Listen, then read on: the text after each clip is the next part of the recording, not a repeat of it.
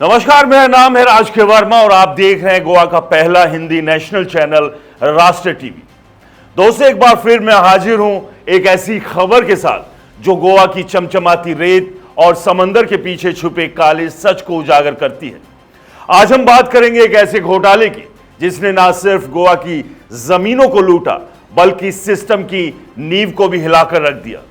तो आइए इस कहानी को शुरू से समझते हैं। दोस्तों, गोवा वो जगह है जो टूरिस्टों के लिए स्वर्ग है, आज एक विशाल जमीन घोटाले की वजह से सुर्खियों में है।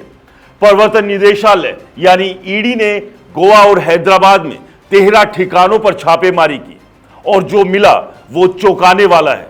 72 लाख रुपए की नकदी, 7 लग्जरी गाड़ियां, Porsche, BMW, range rover, Mercedes और कई बैंक खाते और एफडी सब जब्त कर लिया गया। लेकिन यह तो बस शुरुआत है। इस छापेमारी ने 1200 करोड़ रुपए से ज्यादा के जमीन घोटाले का पर्दाफाश किया। यहां सवाल उठता है, आखिर यह सब हुआ कैसे? कौन है वो लोग जो गोवा की जमीन को निगल गए? ईडी की जांच में सामने आया कि यशवंत सावंत और उसके साथियों ने पुरानी जाली दस्तावेजों का सहारा लेकर करीब 3.5 लाख वर्ग मीटर जमीन अपने नाम कर ली। यह जमीन अंजुना और असा गांव जैसे गोवा के सबसे महंगे समंदर किनारे थी। इनमें से कई जमीनें बेच दी गई और इससे करोड़ों की काली कमाई हुई।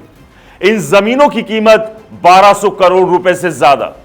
दोस्तों, ये कोई छोटा मोटा खेल नहीं, ये एक सुनियोजित लूट है जिसमें सिस्टम की खामियों का फायदा उठाया गया। ईडी ने जिन ठिकानों पर छापा मारा उसमें अंजुना के एक पंचायत सदस्य का घर और भूमिका मंदिर के पास एक बड़े व्यापारी का घर और ऑफिस शामिल है।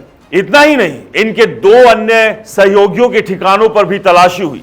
यह कार्रवाई गोवा पुलिस के विशेष जांच दल यानी एसआईटी की सूचना पर आधारित थी।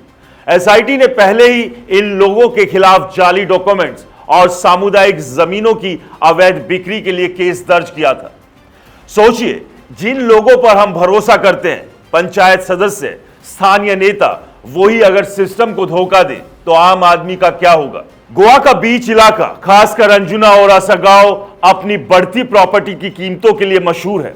इन्वेस्टर्स और टूरिस्टों की भीड़ ने इसे और आकर्षक बना दिया। लेकिन यही चमक इस लूट का कारण भी बनी। एसआईटी की जांच में सामने आया कि गोवा में कई हाई प्रोफाइल जमीन घोटाले चल रहे हैं। जाली कागज, फर्जी सौदे और सामुदायिक संपत्तियों की चोरी, ये सब इस नेटवर्क का हिस्सा है। और यह सवाल उठाता है, क्या यह सिर्फ एक घोटाला है या फिर एक बड़े माफिया का हिस्सा? ईडी का कहना है कि जांच अभी खत्म नहीं हुई। यह 1200 करोड़ का घोटाला तो बस हिमशैल का एक टुकड़ा है। गोवा में जमीन हड़पने का यह नेटवर्क कितना बड़ा है, इसका खुलासा अभी बाकी है। लेकिन एक बात साफ है, जब तक सिस्टम में ट्रांसपेरेंसी और जवाबदेही नहीं होगी, ऐसी लूट रुकने वाली नहीं। तो दोस्तों, ये थी गोवा की उस घोटाले की कहानी जिसने ना सिर्फ जमीनों को लूटा बल्कि हमारे भरोसे को भी चोट पहुंचाई। ऐसे में सवाल यह है, क्या इस लूट का अंत होगा? क्या दोषियों को सही सजा मिलेगी? आप क्या सोचते हैं? कमेंट्स में बताइए। और हां, ऐसी ही सच्ची और बेबाक खबरों के लिए हमारे चैनल को सब्सक्राइब करना ना भूलें। नमस्कार।